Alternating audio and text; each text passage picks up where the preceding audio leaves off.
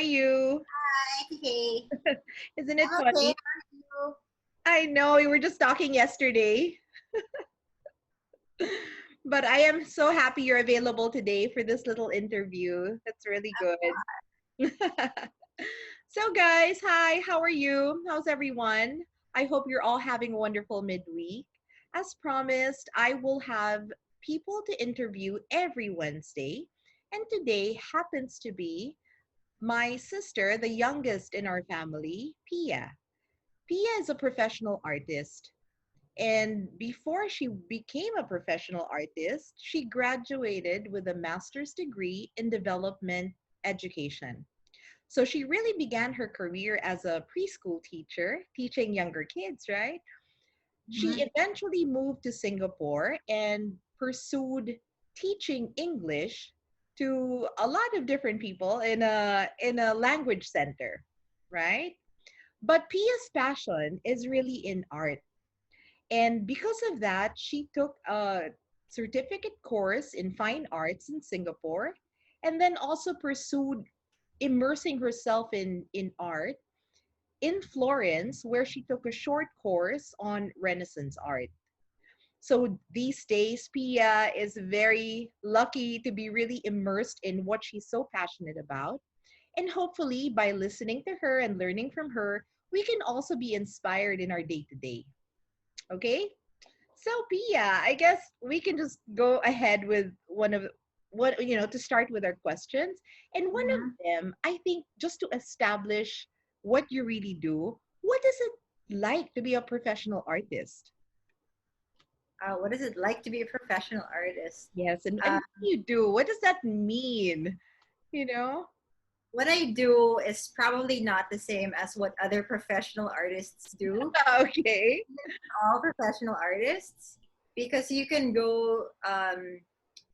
There are many tracks. I think Okay. if you pursue a field in the arts, Okay. so you can go into um, accepting commission work like I do. But even that, you can even be more specific. Like you can probably focus on, let's say, portraiture or Yeah. abstract art. Yeah. Um, in my case, it's mostly devotional art, but I also accept other commissions. And for other professional artists, they go with affiliating themselves with galleries. And so Right. connected with a gallery, they handle your artworks and exhibitions. So there are many ways to go about being a professional artist, and I think that's also where your creativity will come in. Interesting. Because I think also, now, especially now with technology, I think that really benefits you guys, right? Um, Excellent. definitely, yeah, because I think for one, it's the connection with different people, so Yeah. you can get connected to people outside the country. Yes. You can pursue things outside the country. You can Right. do things online, Yeah. and the possibilities are just more, I guess. It's more far-reaching. Wider. Yes, for sure. For sure. Wonderful. Well, Pia, what do you enjoy the most about your work? What do I enjoy most? I love the fact that I can pretty much call the shots Yeah. Yeah. when it comes to accepting projects. So I can really choose which projects to accept Yeah. and then also choose how to go about it.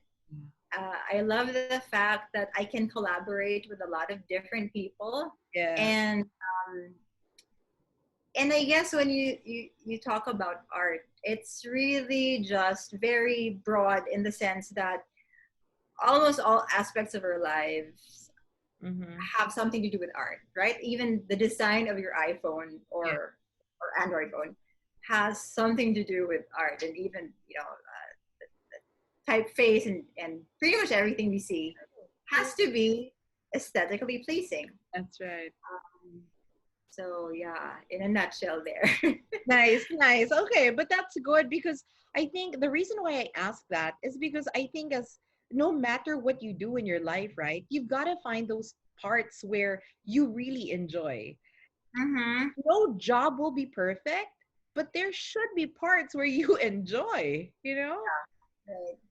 And I think it also has something to do with the fact that it aligns with your philosophy. Exactly. So something that is in jive with what you believe in Mm-hmm. will definitely bring that satisfaction. So it's not just me loving to paint Yeah. and draw and me deciding, okay, this is what I enjoy the most and Yeah. this is what I'm going to do. That's very one-sided, and Yeah. it's not going to cover so many things that you have to, of course, consider as you mature. Yeah. So yeah, it has a lot to do with what I believe in. Mm-hmm. Wonderful. So, Pia, how about that as a segue to telling us what is the philosophy behind devotional art? What is this? What is this that makes you even more excited about doing what you do? Um, I can't speak for the rest of artists who go into this, Sure. but my personal philosophy in doing devotional art is, well, it stems from the overarching philosophy of mine, which is I am a Catholic first and foremost, even before I am an artist. So Yeah. everything I do is really in line with that thought. Yeah. Um, and because I think I have the talent in the arts, then it's something that I am pursuing and developing and studying, and really trying to see how this will fit in with that umbrella Mm-hmm. of Catholicism. So devotional art, which is kind of different from liturgical art, Okay. is really just art that helps people. This is my definition: art that helps people in their devotion. So uh, if you're praying, I think it's more effective when you are focused, and that's the role of paintings and all these other visual things that we see, Yeah. especially in churches. But at home, that's why we have all these pictures. It's not to worship the pictures themselves, but to kind of direct our gaze to the divine and the infinite. Yeah. And that's I guess primarily what it means for insofar as devotional art is concerned. Wonderful, Pia. And interesting because just, you know what? 2 weeks ago, I was reading an article about focus and attention, right? Because when I do my coaching, I want to be able to really grab somebody's attention and really have a very worthwhile discussion. And as I was doing the research, they found out that 70% of the time that we are trying to focus on something, our Mm-hmm. mind actually goes somewhere. it Mm-hmm. it happens in prayer. It happens when you're listening to your teacher. It happens even when you're watching TV. So just Right. going back to your point about praying and really focusing, once you have something there to really look at and not just visualize in your mind, but really grab your attention, then that really helps you with Mm-hmm. your conversations with God. That's Yes. that's Yes. awesome. That's beautiful that you mentioned that. Now, I guess I'm gonna have to ask you a little tricky question, but tricky, challenging, right? Because sometimes people who are very passionate about art are often discouraged. Mm-hmm. And they are discouraged because in this day and age, the reality is we have a lot of things that tell us you have to make money first before you should be happy, right? It's almost like a choice. Very materialistic. Correct. Like, So right, so and I want to still be able to encourage those who want to see how far they can go with what they want to really do. So when mm-hmm. it comes to the challenges in your field, Pia, how do you see God's hand in what you're doing? The Okay. proverbial divine providence, as you may call it, I guess. Mhm. Well, going back to the thing you said about people being focused too much about making money, Yeah. That is, of course, a reality in the world we live in, right? Everybody has bills to pay, and emergencies, and you have to save up, and all these things I recognize fully. I'm not denying that these things actually, exist. It's a reality that Yeah. we have to face and Mm-hmm. be prepared for. But I think in my case, okay, again, I don't want to Yes, of speak course. for other people or even other artists, but in my case, that was something that I really considered coming back home from Singapore, where I, received a paycheck every month. Yes. I had everything I Yeah. needed. Yeah. And coming back here, I decided, and I was in the process of this, decision making for 2 years. Yes. So I thought about it, um, really listened to a lot of different people go through their experiences, prayed hard, most especially because it was a definite concern of mine. Like, how am I even going to support myself, right? And I didn't want to burden, of course, our parents Yeah. Of course. because I'm a full grown woman and I should, really be able to take care of myself. But anyway, coming back here, let me just segue a bit, right? So Yeah. I really wanted to come back because I felt like our parents were not getting any younger, and I think they needed someone, Yeah. family at Yeah. home, to be there for them. Yes. But at the same time, they didn't want, I didn't want them to worry about me, Yes. right? Yes. So um but then at the same time, I was really decided on taking this as a career path. I told myself that I think I've had enough experience, but also I want to try this path Mm-hmm. without really leaving so much the education part, because I Yeah. wanted to teach art as well. Mm-hmm. But so that was the decision, right? But I prayed hard on it. I did a novena, and then after all those, I just really had a lot of different reassurances from God saying, I will take care of you. Yeah. I have taken care of you ever since you were born. And why are you going to be afraid? Yeah. It is going to be different this time. Yeah. And maybe you won't be able to predict Yeah. a lot of things as easily, but I will be there. Yeah. So it was really a leap of faith on my part as well. True. But I guess it's also the Holy Spirit reassuring me that Yeah. things were going to be okay. So I took the plunge, came back here, and then with that philosophy in mind, telling myself every time I was going to get discouraged Yeah. or worried or Yeah. anxious, Yeah. remember what God told you that time. Remember that feeling you had. Remember those readings that you encountered in the gospel. Yeah. And so it was my kind of past self talking to my present self, Right. because we have a tendency to forget a lot of the lessons that we've learned along the way, I think. Yeah. And so it's also difficult when we forget, right? So I really had to force myself to remind myself of those things that I've already learned. Mm-hmm. um, and so that was like my, uh, commitment. Like, I should not feel discouraged because I already know this. Yeah. That's it. Yeah. Okay. um, and so moving forward, I just, kind of took it all in one day at a time. I had things to work on that day, that week. Of course, when I came here, my studio didn't look like this. I had to take care of the furniture and the flooring and all those things. So I had to, like, really do it one step at a time. And then, okay, what am I going to do now? Maybe I can offer classes. So I tried, different things. Yeah. Some things didn't really work out as well as I thought they would, but it's okay, right? I learned something from it, and I would still get to practice my art anyway. So there's really no time lost. Yeah. But luckily, also, I had some savings from Singapore, so I was feeling kind of confident that I didn't have to, like, work Yeah. to make ends meet. Yeah. But that's also because, as I told you, I had 2 years to Yeah. decide on this. I was really saving up. Yeah. because I'm always that like worst case scenario kind of person. You know, Good. like Yeah.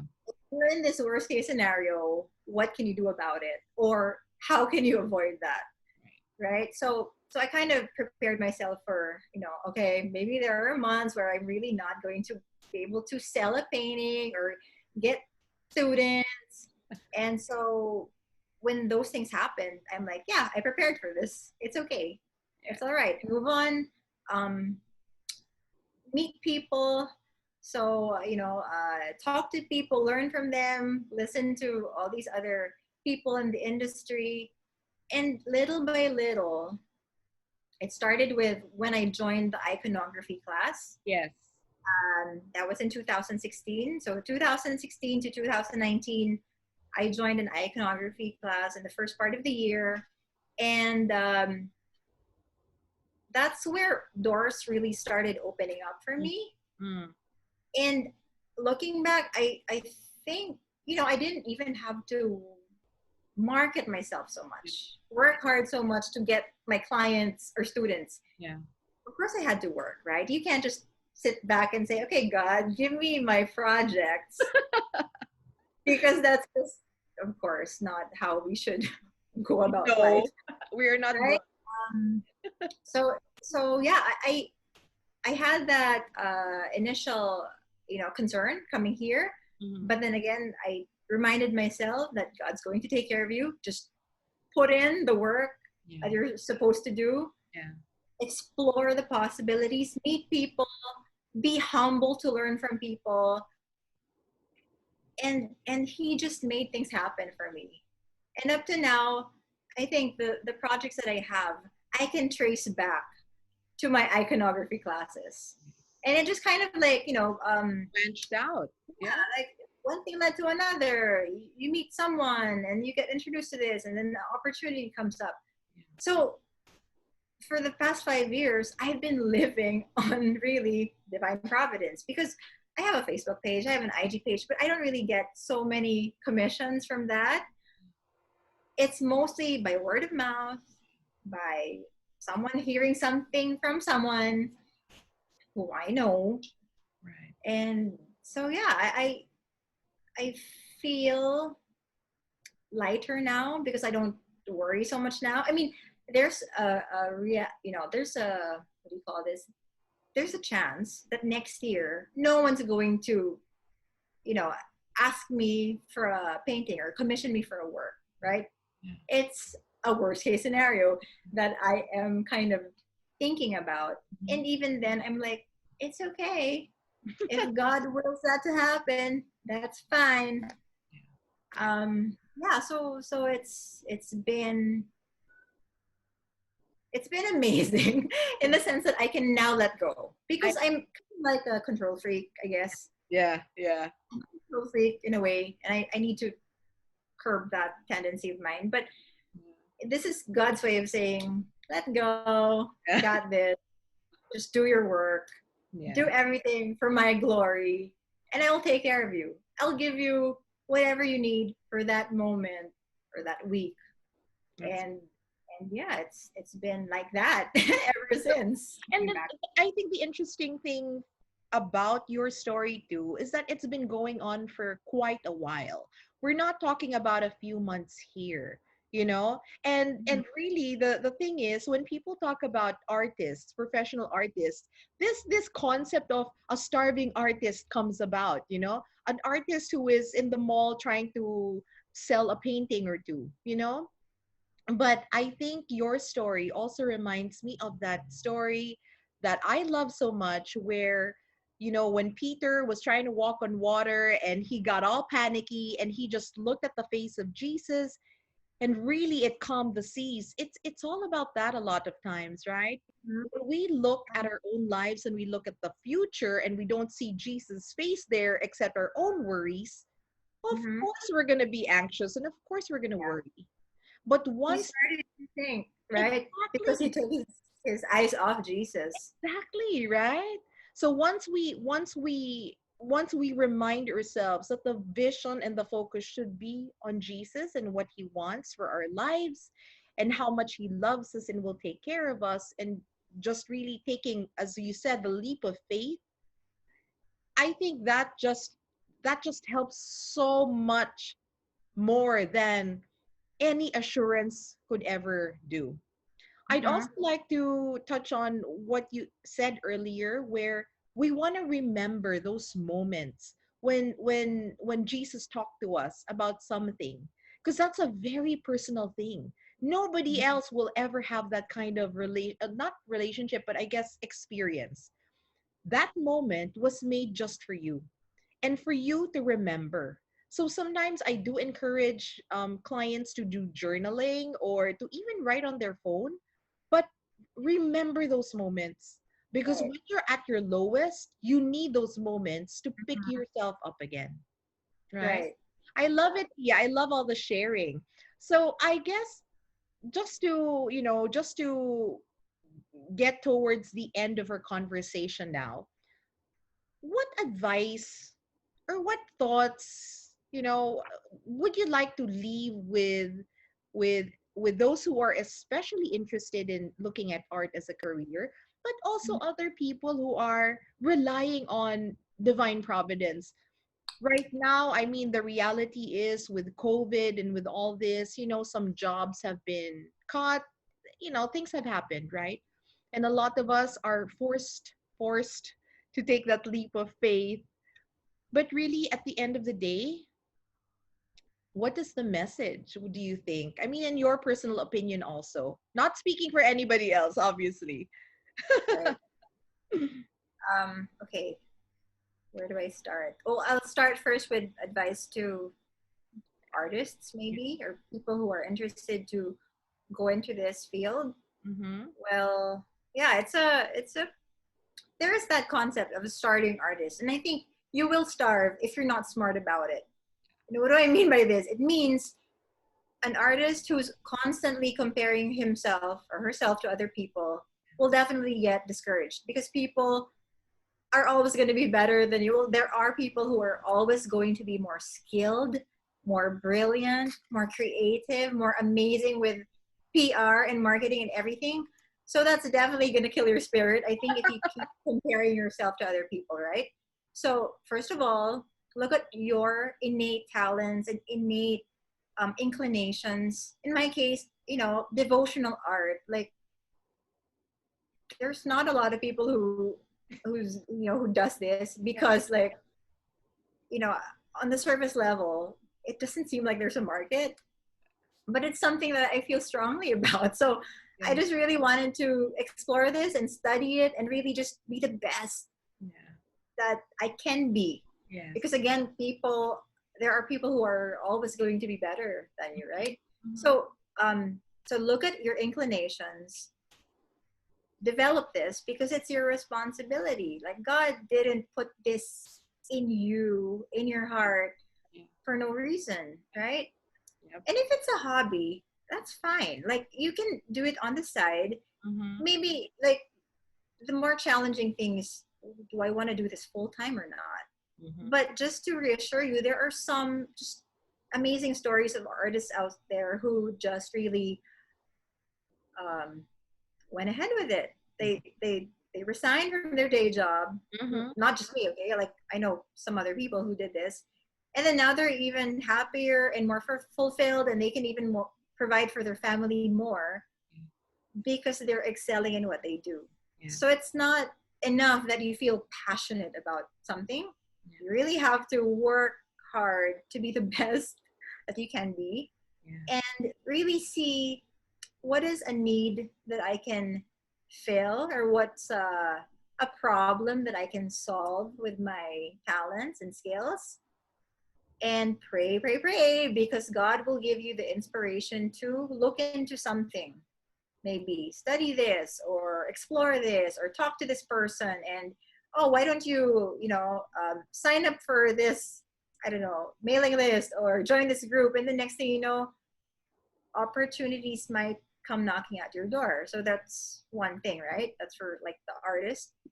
What else? Is there anything else I need to say? Because there's just so much, I think, that I feel like if I forget, I'm like, oh my gosh, you blew it. But anyway, um, for the Catholic artist, You might also want to read or read again if you have already done so.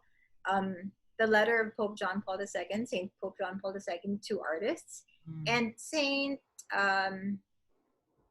who's the saint? Okay, there are so many saints who have something to say with religious art, so you can also look at that. Yeah. But aside from Pope John Paul II, um, Pope Benedict the Mhm. 16th also had a message to artists. So those are two things that you might want to look into if you're a Catholic artist. If you're, Okay. just an artist, like a Yeah. secular, in a secular sense of it, then, as I said, there's really no one path to Yeah. go about, like Yeah. professional art, um, and that's where your creativity really comes in. Right. It's think of it as an exciting challenge. Yeah.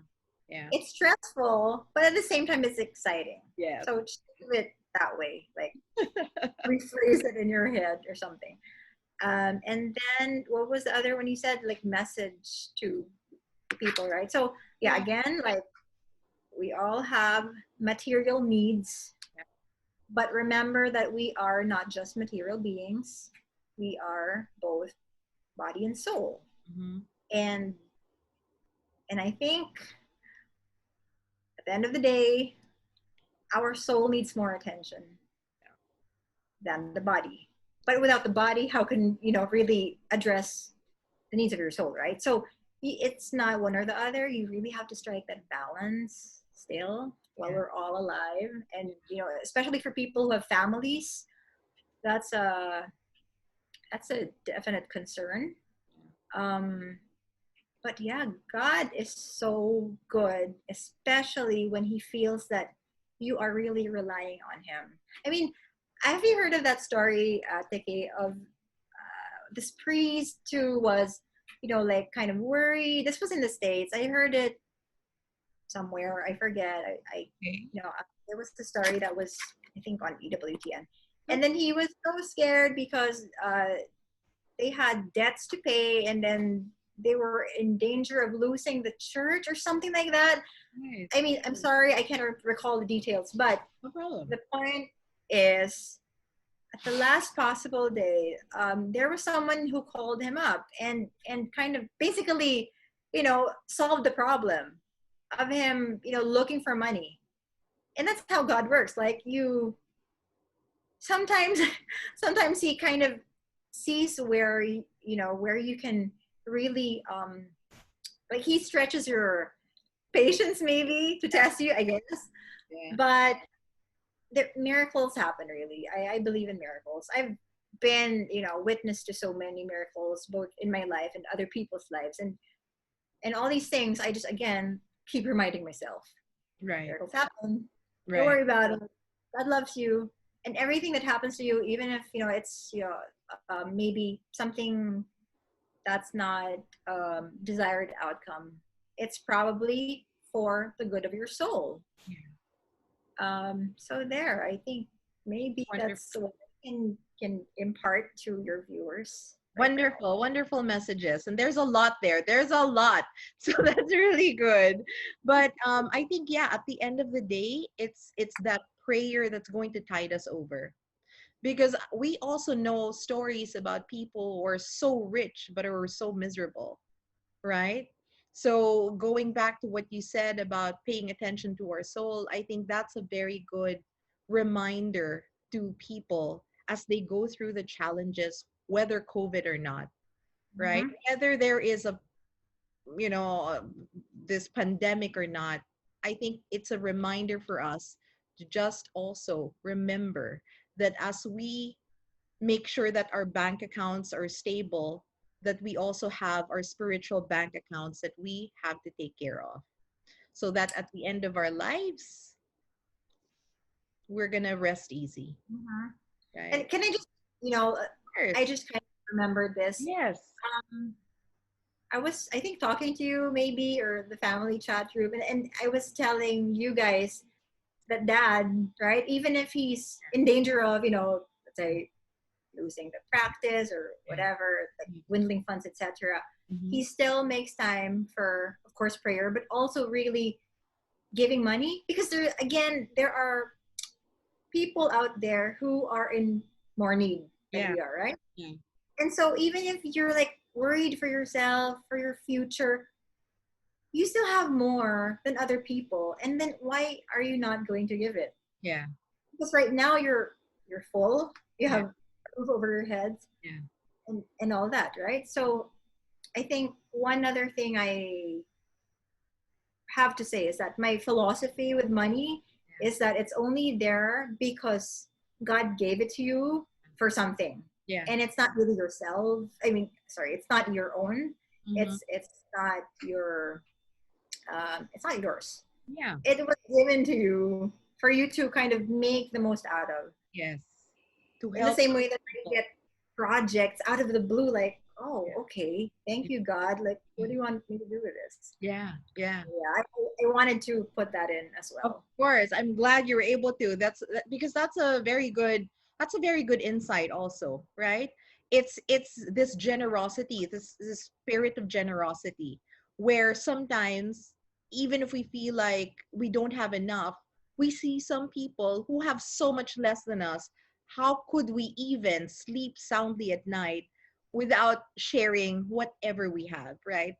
And I Mm-hmm. think and I know friends who are that generous too, where it's when they have nothing that they actually share, and that's even more precious to God than you having so much money and you just giving what you think is reasonable, right? Mm-hmm. God's ways are never our ways. And I think the more that I talk to people and the more that I hear all these stories, the more that I realize it's really so different. There's so much irony to it. But at the end of the day, you are happiest because you're on His side. You're happiest because you're living according to how He wants you to live. So, Pia, thank you so much for your time. Maybe we could, So, yeah, we can, we can have you as a guest again next time if there's something else that you would like to share. But this topic of ours about divine providence, trusting in God's words and mercy is something that all of us should be able to not just instill in our lives, but also share with those who we love, especially the ones around us. Parents who have children, live a life this way so that when your children look at you, they also follow your example. And together your family is is offered to God's will. Thank you again, Pia. Thank you everyone for watching. Let me know if there's somebody else that you would like me to interview, because there may be stories there that I may not know. But as to Pia's example, right? We're going to get connected. We're going to be able to share with each other, and we're all going to be living a more fulfilled life in God's direction. So take care, guys. See you again next time or Friday. Bye. See ya, Pia. you.